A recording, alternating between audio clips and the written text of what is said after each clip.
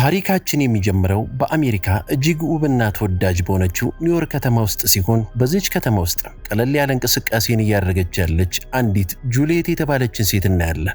ጁሊየት በብሩክሊን ጀነራል ሆስፒታል የድንገተኛ ክፍል ዶክተር ናት። ስራዋ እጅግ ውስብስብና አስቸጋሪ ከመሆኑ የተነሳ ቀኑን ሙሉ ብዙ አይነት ታካሚዎችን ያለ እረፍት አስተናግዳለች። ያም ሆኖ ግን ይህ ለሷ አስቸጋሪ ከመሆኑ ይልቅ እንደውም በጣም አስደሳች ነው። ምክንያቱም ከተመሰቃቀለው የግል ሕይወቷ ጫና ለማምለጥ የሚረዳት ብቸኛው መንገድ በመሆኑ ነው።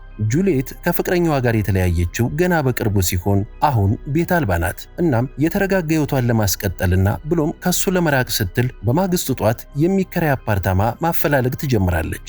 ይህን እያደረገች አንድ ሁለት ቤቶችን ከቃኘች በኋላ አንድ ግሩም እይታ ያለውና በጣም ሰፊ የሆነ አፓርታማ ታገኛለች።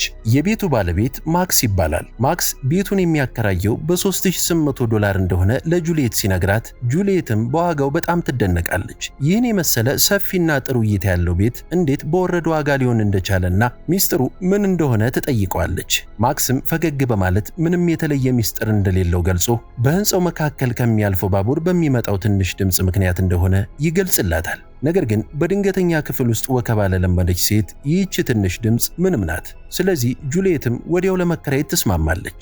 በዚህ መሃል ግን ማክስም ቁልፉን የሚሰጣት በደንቡ መሰረት አንዳንድ ሰነዶችን ስታሟላ እንደሆነ የነገራትና ጁሊየትም በሐሳቡ ተስማምታ የነበረ ቢሆንም ነገር ግን ማክስም እንደገና ሐሳቡን በመቀየር ቁልፉን እዚያው ይሰጣታል። ጁሊየትም በመገረም ቅድመ ሁኔታዎችን ገና እንዳላሟላች ብትገልጽም እሱም ግን ቀለል አድርጎ እንኳን ደህና መጣሽ ብሏት ወደ ስራው ይመለሳል። ማክስ ግን አንድ ቅድመ ሁኔታ ነበረው። በዚህ አፓርታማ ውስጥ ምንም አይነት እንስሳ እንድታመጣ አይፈቅድም። በመጨረሻም ጁሊየት ማክስ ባቀረባቸው ቅድመ ሁኔታዎች ተስማምታ በማግስቱ የተወሰኑ ዕቃዎችን ብቻ ይዛ ትገባለች። ጁሊየት አዲስ ጅማሮ ትፈልጋለች። የቀድሞ ሕይወቷን የሚያስታውሳት ምንም ነገር እንዲኖር አትፈቅድም። ለዚህም ነው አዲስና ውስን ዕቃዎችን ብቻ ይዛ ወደ አዲሱ ቤቷ ለመግባት የወሰነችው። በዚያኑ ቀን ጁሊየት በዚሁ ሕንፃ ውስጥ አብሮ የሚኖረውን የማክስን አያት ኦገስትን ትተዋወቃለች። ሁሉም ነገር ሲታይ ፍጹም ይመስላል። ማክስና ጁሊየት ወዲያውኑ ተግባብተው ጥሩ ጓደኛሞች መስለዋል። በዚያን ምሽት ጁሊየት የባቡሩ ድምፅ ካሰበችው በላይ ከፍ ብሎባታል። በክፍል ውስጥ ያሉት ትናንሽ ነገሮች ሳይቀሩ ሲንቀጠቀጡ ታስተውላለች። ድምፁና መንቀጥቀጡ ወዲያው ቆሞ ጁሊየትም ወደ መኝታ ክፍሏ ገብታ አልጋዋ ላይ ጋደም ብላ ትንሽ እንደመተኛት ስትል ድንገት የበር ድምፅ ሰምታ ከእንቅልፏ ትነቃለች። ጁሊየትም ብቻዋን ያልሆነች ያህል እየተሰማት ከአልጋዋ ተነስታ ክፍሎቹን መፈተሽ ትጀምራለች። ነገር ግን ምንም ነገር አላገኘችም። በኋላም ምናልባት ቤቱ ያረጀ በመሆኑ ድምፁ የመጣው ከወለሉ ሊሆን ይችላል ብላ ራሷን አሳምና ወደ መኝታዋ ትመለሳለች። እሷ እንደተመለሰች ግን ከጨለማው ውስጥ አንድ ጥላ ብቅ ሲልና እውነትም እሷን እያደባት የነበረ አንድ ሰው እንዳለ እንረዳለን። በማግስቱ ጧት ጁሊየት እንደተለመደው ከሩጫ ስትመለስ በሩ አጠገብ አንድ ትንሽዬ ስጦታ ታገኛለች። ይህ ስጦታም ከጎረቤቶቿ የተበረከተ የእንኳን ደህና መጣሽ ስጦታ ነበር።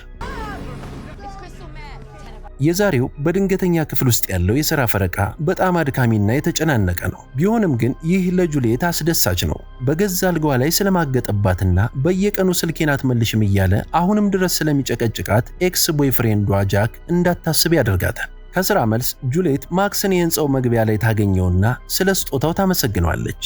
ማክስም ግን ስጦታውን የሰጣት እሱ ሳይሆን አያቱ ኦገስት እንደሆነ ይገልጽላታል። ጁሊየትም ኦገስትን ለስጦታ ያመሰገነችውና ደስ ያላት ብትመስልም በውስጧ ግን አንድ የማይመች ስሜት እያደገ ይመጣል። በማግስቱ የሥራ ባልደረባው የሆነችው ሲድኒ ወደ አንድ የስዕል ኤግዚቢሽን እንዲሄዱ ባደረገችው ግፊት መሰረት አብረው ዘና እያሉ ሳለ ጁሊየትን የሆነ ሰው ድንገት ከኋላዋ ይገፋታል። እሷም ዞር ብላ ስትመለከት ማክስ ነበር። ጁሊየትም ማክስን በቦታው በማየቷ በጣም ተደንቃ ለጓደኛዋ ሲድኒ እዛው ታስተዋውቃታለች። ሲድኒም ጊዜ ሳታጠፋ ማክስ መልከ መልካምና በጣም ጥሩ ሰው እንደሚመስል ለጁሊየት በጆሮዋ ሹክ ትላታለች።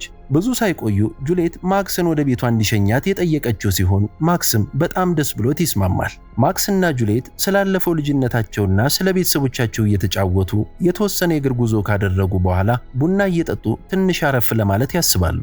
በዚህ ጊዜም የቀድሞ ፍቅረኛዋ ጃክ በድብቅ እየተከታተላቸው መሆኑን እንረዳለን። ማክስም ጁሊየትን በሯ ድረስ የሸኛት ሲሆን ጁሊየትም ስሜታዊ ሆና ማክስን ጉንጩን ትስመውና ቀጥሎ ከንፈሩን ለመሳም ትሞክራለች። እሱም ግን ዞር በማለት ያሳፍራታል። ጁሊየትም በጣም ትሸማቀቃለች። የእሱን አቀራረብ በተሳሳተ መንገድ እንደተረዳች ገልጻ ይቅርታ ጠይቃ በሯን ትዘጋበታለች። አመሻሽ ላይ ጁሊየት ገላዋን ለመታጠብ እየተዘገጃጀች ነው። ነገር ግን ጁሊየት ከግድግዳው በስተጀርባ ወደ እሷ ክፍል በቀጥታ የሚያሳዩ በርካታ ሚስጥራዊ ቀዳዳዎች መኖራቸውን አታውቅም። እናም ጁሊየት እርቃኗን ሆና ገንዷ ውስጥ ራሷን ዘና እያደረገች እያለ በመታጠቢያ ቤቷ በኩል ባለው አንደኛው ቀዳዳ ሙሉ በሙሉ እየታየች ነበር። ጁሊየት ውሃ ውስጥ ስትጠልቅ ምሽት ላይ የሚያልፈው ባቡር ቤቱን በኃይል በማንቀጥቀጥ የወይን ጠርሙሷን መሬት ላይ ይጥለዋል። ጁሊየትም ትንሽ ከተደናገጠች በኋላ ከገንዷ ወጥታ ወደ ሳሎኗ ስትሄድ መስኮቱ ላይ ድንገት አንድ ነገር ታስተውላለች። እሷም በጣም እየፈራች ወደ መስኮቱ ስትጠጋ መስኮቱ ድንገት በኃይል ተወርውሮ ያስደነግጣታል።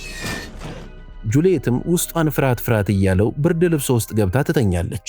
በማግስቱ ጁሊየት በሥራ ቦታ ላይ እያለች የቀድሞ ፍቅረኛዋ ጃክ ይደውልላትና ሊያናግራት እንደሚፈልግ ሲነግራት እሷም በብስጭት ሥራ ላይ እንዳለች ገልጻ ትዘጋበታለች። ስልኩ እንደተዘጋ አከራዋ ማክስ ይደውልላትና ስላለፈው ምሽት ይቅርታ ከጠየቃት በኋላ እራት ይጋብዛታል። ጁሊየትም ያለማንገራገር ፈቃደኛ ትሆናለች።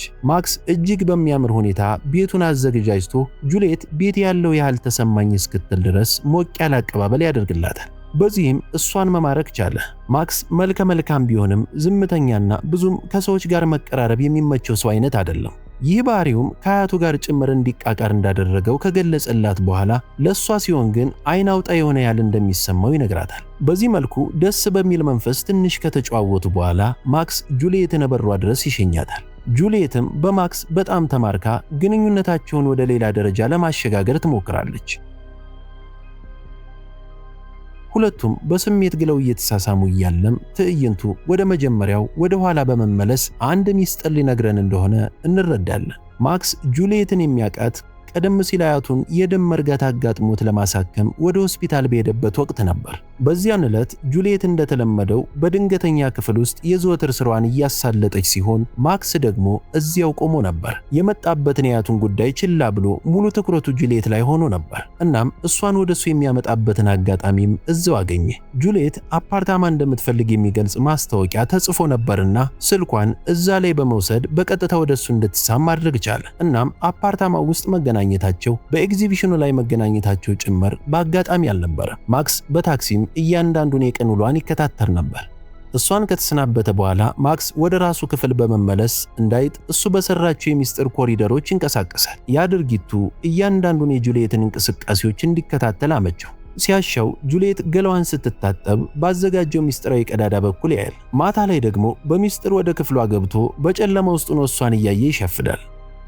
ከዚህም አልፎ ጁሊየት አልጋዋ ላይ ስትተኛ እሱ ደግሞ እንደ መንፈስ አልጋዋ ስር ነው። ጁሊየት ብቻዋን ያልሆነች ያህል ይሰማት የነበረው ስሜት ባዶ ስሜት ሳይሆን ልክ ነበረች።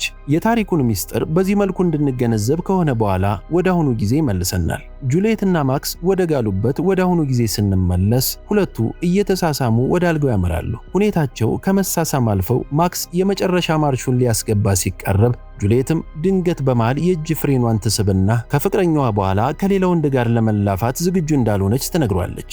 ሌላ ዓለም ውስጥ የነበረው ማክስም ሸቀጡን እንዳንጀረገገ ከቤቱ ውልቅ ይላል። ነገር ግን ማክስ ብቻውን ሲሆን ቁጣው በጣም ይገነፍላል። ጁሊየት በማንኛውም ዋጋ የእሱ እንድትሆን ይፈልጋል። ስለዚህም ጨዋ ለመሆን በማሰብ እሷን የሚከታተልበትን የሚስጥር ኮሪደር መግቢያ ይዘጋዋል። በኋላም ማክስ ለአያቱ መድኃኒት እየሰጠው እያለ አያቱ ኦገስት ማክስን በጥፊ ይመታዋል። ኦገስት እውነቱን ያውቃል። ማክስ አስፈሪ ሰው እንደሆነ ጠንቅቆ ያውቃል። እንደ አባትህ ደካማ ነህ ይለዋል። በጋዜጦች ላይ የወጡ ዜናዎች እንደሚያሳዩት የማክስ አባት በቅናት እናቱን ገሎ ከዚያም ራሱን አጥፍቷል። ማክስ በዚህ ምክንያት አያቱን ቢጠላውም ነገር ግን ህመሙ በቅናት ውስጥ ሊገለው ስለሚችል ሊጨክንበት አልፈለገም። እናም እሱን መንከባከቡን ይቀጥላል። በማግስቱ ጁሊየትና ማክስ ካፌ ውስጥ ይገናኛሉ። ምንም እንኳ ጁሊየት የተገናኙት በአጋጣሚ ቢመስላትም እሱ ግን ስራዬ ብሎ ሲከታተላት ነበር። ሁለቱም ሰላምታ ከተለዋወጡ በኋላ ጁሊየት ስላለፈው ምሽት ይቅርታ ትጠይቀዋለች። እሱም ሲያቀብጠው በጭራሽ ይቅርታ መጠየቅ እንደማያስፈልግና በአከራይና በተከራይ መካከል መሆን የሌለበት ተገቢ ያልሆነ ግንኙነት እንደነበር ይገልጽላታል። በዚህ ጊዜ ጁልየትም የእሱ ሐሳብ ልክ እንደሆነ በደስታ እየተፍለቀለቀች ስትገልጽለት ማክስ ደሙ ፈላ። እሱ እንዲህ በቀላሉ ትስማማለች ብሎ አልጠበቀም ነበር። በዚያ ምሽት ማክስ የዘጋውን ሚስጥራዊ መተላለፊያ ሰብሮ ወደ ክፍሏ በመግባት በተኛችበት ሲነካካት ተጠግቶ ጠረኗን ሲያሸት ከቆየ በኋላ ሊስማት ሲሞክር እሷም በደመነፍስ ትገላበጣለች። ከዚያም ማክስ ተደናግጦ በፍጥነት ሲራመድ ድምፁ ጁልየትን ይቀሰቅሳታል። ጁልየትም ድምፁን በመከተል ወደ ኩሽና ቤት ስታመራ ማክስ ደግሞ ኩሽና ቤት ውስጥ ባለው ቁም ሳጥን ሚስጥራዊ ቀዳዳ በኩል እያያት ነበር።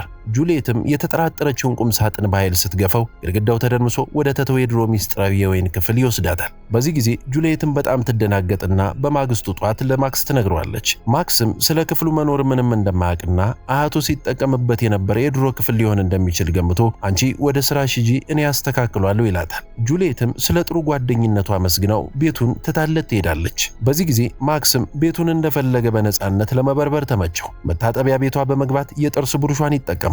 በማስከተል መታጠቢያ ገንዷ ውስጥም አጸያፊ ነገር ያደርጋል። ይህ በእንዲህ እንዳለ ጁልየት ኤክስ ፍቅረኛዋ ጃክ በጣም እንደናፈቀችው የሚገልጽ መልእክት ይልክላታል። ጁልየትም ምላሽ አትሰጠውም፣ ግን ፈገግ ትላለች። ከሰዓታት በኋላ ጁልየት ከግሮሰሪ መጠጥ ገዝታ ወደ ቤቷ ስትመለስ ማክስ እዚያው ነበርና ሊያግዛት ይሞክራል። ጁልየት ግን ከሱ ጋር መሆኗ ያልተመቻት ትመስል ነበር። ማክስ ሁኔታዋን ሲረዳ በንዴት የበግ ለምድ የለበሰው ፊቱ ይገለጣል። ከዚያም ማክስ መጀመሪያ የሳመችው እሷ መሆኗን አስታውሶ አሁን ግን ሁኔታዋ እየተቀያየረ መምጣቱን ሲያስረዳት ጁልየትም ያ ከሰዎች ጋር የተሻለ ግንኙነት ለመፍጠር የሚደረግ ተራ ነገር እንደሆነ ትነግሯለች። ይህን ስትለው ማክስም በብስጭት እሱ ግን እንደዛ እንደማያደርግና እሷም ማድረግ እንዳልነበረባት ነግሯት ይወጣል። በዚህ ጊዜ ጁልየትም የማክስ ሁኔታ በጣም አሰጋት። ምሽት ላይ ጁልየት ራት እያዘጋጀች እያለ ማክስ ደግሞ በኩሽና ቤቱ በኩል ባለው ቀዳዳ እያያት ነው። ጁልየት ስልክ ይደወልላትና ፈገግ ብላ ካወራች በኋላ ለመዘገጃጀት ወደ መታጠቢያ ቤት ትሄዳለች። በነገሩ በጣም የተበሳጨው ማክስም በድፍረት ከሚስጥራዊ ክፍሉ ወጥቶ የደወለላት ማን እንደሆነ ለማየት ስልኳን መፈተሽ ይጀምራል። ልክ በዚያ ቅጽበት በር ይንኳኳና የድሮ ፍቅረኛዋ ጃክ ከውሻው ጋር ወደ ቤት ይገባል። ማክስም ይህን ሲያይ በጣም በመደናገጥ ወዲያው ይደበቃል። ነገር ግን ማክስ ከጃክ ቡችላ መደበቅ አልቻለም ነበር። ቡችላዋም ማክስን ጠረኑን አሽትታ ወደ ኩሽና ቤት ውስጥ በመግባት በሚስጥር ከተዘጋው በር ላይ መጮህ ትጀምራለች። ሁለቱም ግን የእሷን ጮት ችላ ብለው ስለተጣሉበት አንዳንድ ነገር ሲባባሉ ሲወቃቀሱ ከቆዩ በኋላ ጃክ ሁሉንም ትተው እንዲታረቁ ይጠይቃታል። በመጨረሻም ጁልየትም ይቅርታ ታደርግለትና ፍቅራቸውን እንደ አዲስ ማጣጣም ይጀምራሉ። ይህን ሁሉ ሲያደርጉ ታዲያ በሚስጥር የሚከታተላቸው ሌላ ሶስተኛ ሰው መኖሩን በጭራሽ አያውቁም ነበር። ፍቅር ከሰሩ ከደቂቆች በኋላ ጃክ አስፈላጊ ስራ ስላለው ሌሊቱን ከሷ ጋር እንደማያሳልፍ ከነገራት በኋላ ጠረኑን እንዲያስታውሳት በማሰብ ሸሚዙን ሰጥቷት ይወጣል። እያንዳንዱን ነገር እንደ ቲያትር ሲከታተል የነበረው ማክስም በጣም ተበሳጭቶ የነበረ ሲሆን እሱ ከሄደ በኋላ በክፍት ከተተው የጁልየት መጠጥ ላይ መድኃኒት ይጨምርበታል። ምስኪኗ ጁልየትም ከዚህ መጠጥ ትጎነጭና አልጋዋ ላይ ሙሉ በሙሉ በድን ትሆናለች። በዚህ ጊዜም የድራማው ባለቤት ማክስ አልጋው ስራ አንገቱን ብቅ ሲያደርግ ይስተዋላል። ማክስ አሁን ማንኛውንም ነገር ማድረግ የሚችልበት አጋጣሚ ተፈጥሮለታል። በማግስቱ ጧት ጁልየት ከእንቅልፏ ስትነቃ ሰውነቷ ዝንፍልፍል ብሎ በጣም ተጫጭኗታል። እንዲሁም ከተለመደው የሥራ ሰዓቷ በጣም አርፍዳለች። ጁልየት ሐኪም እንደመሆኗ የሆነ ችግር እንዳለባት ትረዳለች። ስራ ቦታ ጁልየት ለጓደኛዋ ሲድኒ ወደዚህ አዲስ ቤት ከገባች በኋላ ራሷ ላይ ብዙ እንግዳ ነገሮችን እያስተዋለች መሆኑን ስትነግራት ሲድኒም የስራሽ ባህሪ ጭንቀት አማርጎች ነው በማለት ነገሩን ቀለል ታደርገዋለች። ጁልየት ግን ለሳምንታት እንዲስቶን ቆይታለች። ስለዚህ እብድ አለመሆኗን ለማረጋገጥ በዋና በር መግቢያና መኝታ ቤቷ ውስጥ በሚስጥር ካሜራዎችን ትተክላለች። ካሜራው የሚቀርጸው እንቅስቃሴ ሲኖር ብቻ ነው። ይህ በእንዲህ እንዳለ ማክስ አያቱን መንከባከብ ስልችት ብሎት ሲገለው እናያለን። ከዚያም ጁልየትና ጃክን ለራት ሲወጡ ይከታተላቸዋል። ከተለያዩ በኋላ ማክስ ጃክን ድልድይ ላይ ያገኘውና ከደረጃ ላይ ይገፈዋል።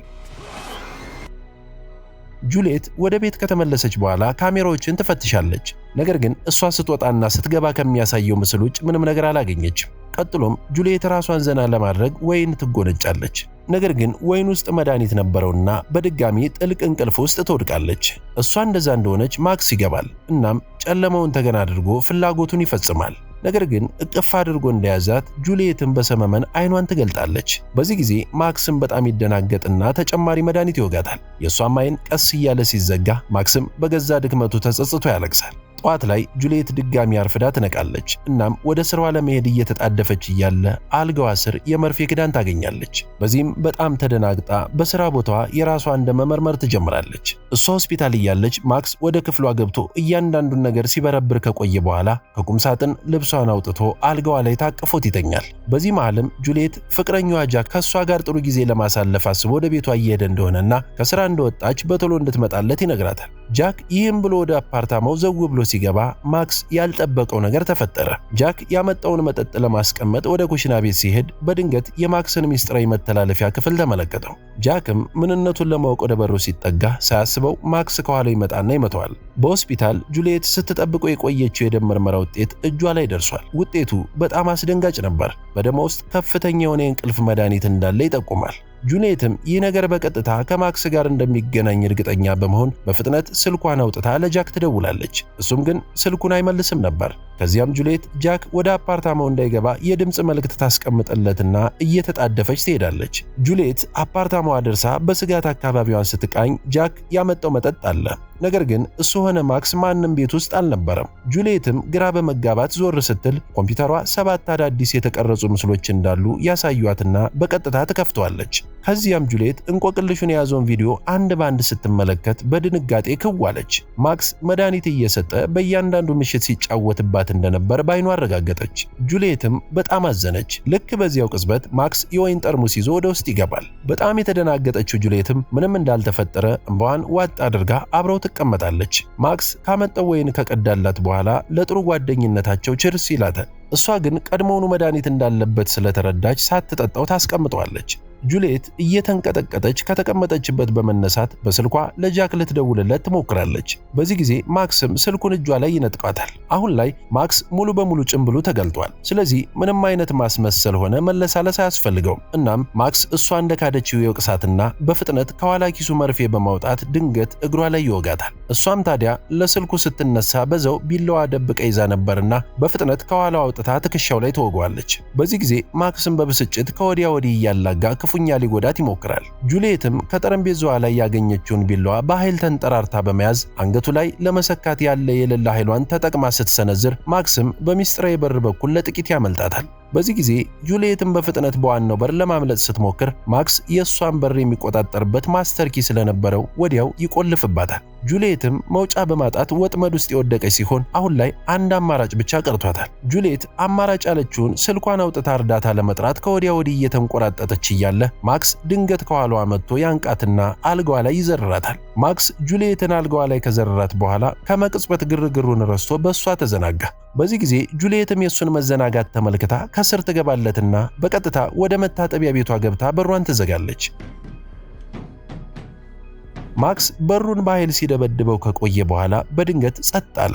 ጁልየትም አቅራቢያው ያገኘችውን ስለታም ነገር በመያዝ ጎንበስ ብላ ስትመለከት ማክስ በቦታው አለመኖሩን አስተዋለች። በዚህ ጊዜ ወደ መስታወቱ ተጠግታ የወጋት መድኃኒት ያደረሰባትን ጉዳት ለማየት አይኗን ስትገልጥ ሳታስበው መስታወቱን ሰባብሮ የመጣው እጅ ጉሮሯን አንቆ ጎትቶ መሬት ላይ ይዘርራታል። ከዚያም ጁልየት በፍጥነት በያዘችው ስለታም ብረት ተወጋውና ባገኘችው ትሮጥ ጀመር። ጁልየት የመንገዱ መዳረሻ የት እንደሆነ ባታቅም ነገር ግን አሁን አንድ ነገር ግልጽ ሆኖላት ነበር። ሙሉ አፓርታማው በሚስጥራዊ መተላለፊያዎች የተሞላ አደገኛ ወጥመድ መሆኑን ተረድታለች። ስለዚህ ከዚህ ወጥመድ ለማምለጥ መሮጥ ወይም እርዳታ መጥራት ብቻውን በቂ አይደለም። ብቸኛው ነገር ማክስን መጋፈጥ ነው። ስለዚህ መሮጧን አቁማ አውቶማቲክ የሚስማር መምቻ ማሽኑን በእጇ ታስገባለች። ብዙ ሳይቆይ ግን ማክስ መጥቶ ድጋሚ ይዘርራታል። ማክስ ይህንን ማድረግ እንደማይፈልግ እየተናገረ ሊጨርሳት ሲል ጁልየትም ሳያስበው በያዘችው ማሽን ሁለት ቦታ ወግተው ትሮጣለች። ማክስ ይህ ሁሉ ደርሶበትም እንኳ እሷን ማሳደዱን አያቆምም። ጁልየትም በደመነፍስ እየሮጠች ውጩን ወደሚያሳይ አንድ መስኮት ስትጠጋ አጠገቡ የፍቅረኛዋን አስክሬን ታገኛለች። ጁልየትም በጣም ትደናገጣለች። እናም ሙሉ ትኩረቷን ጃክ ላይ እንዳደረገች ሳታስበው ማክስ ከኋላዋ መጥቶ ያንቃታል። በዚህ ጊዜ ጁልየትም በጣም ተናዳና ከሱ የበለጠ ርኅራኄዋ ተሟጦ ነበር። እናም ጃክ ትንሽ ሲታገላት ከቆየ በኋላ በመጨረሻም ጁልየት የያዘችውን የሚስማር ማሽን ተጠቅማ እስከ መጨረሻው ጸጥ ያደረገ አደገኛ ምት ታሳርፍበታለች። ማክስም ለአንዴና ለመጨረሻ ጊዜ ሩጬን ጨርሻለሁ ብሎ አሸለበ። ከዚያም በአካባቢው የፖሊስ ሳይረን ድምፅ እየቀረበ ሲመጣ እየሰማን የፊልሙ ታሪክ ይጠናቀቃል። ውድ ቤተሰቦች የዚህን ፊልም ታሪክ እንዴት አገኛችሁት? በጣም ዘና እንዳላችሁበት አልጠራጠርም። መቼስ እዚህ ድረስ የመጣችሁት ፊልሙ ዘና ቢያደርጋችሁ ታሪኩ ቢመስጣችሁ አይደል? ስለዚህ ላይክ፣ ሼር፣ ሰብስክራይብ ሳያደርጉ መውጣት ንፉግነት ነው። እኔስ ብሆን እስከ መጨረሻው ድረስ ስለተከታተላችሁኝ አብራችሁኝ ስለቆያችሁ ሳላመሰግናችሁ ቦታ ራሱን የቻለ ንፉግነት ነው። እናም እስከ መጨረሻው ድረስ አብራችሁኝ ስለቆያችሁ ከልብ እያመሰገንኩ በሌላ አስደናቂ ፊልም ታሪክ እስክንገናኝ ድረስ ሰላም።